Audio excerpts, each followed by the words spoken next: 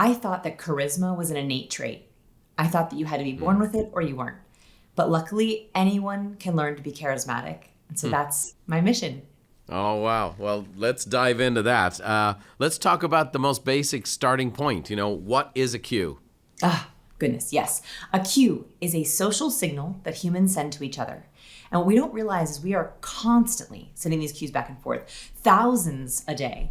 And there are actually 4 different types of cues. So there's the words we use, and those signal certain things to the world. But there's also our nonverbal, our facial expressions, our gesture, our postures, our posture. There's also our vocal, and this is one of my favorites. I think we don't think about it a lot. Our tone, our pace, our cadence. For example, if someone were to walk into a meeting and say, "I'm so happy to be here," you would know just based on the tone that the words don't match. And so what we're looking for cues is, are they congruent? Do the words match the nonverbal, the vocal, and the last one is imagery. That's the colors we wear, the things behind us in our background, the props we hold in our profile pictures. Those all signal to the world how we want to be treated. And I think that that's my big mission with cues, is that I think so many people are underestimated or overlooked or doubted.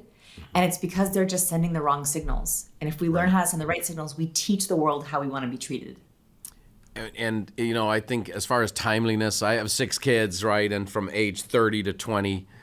And obviously they're far more connected in the Instagram world and so on and so forth. And all of those cues, and there's people who are really talented at it.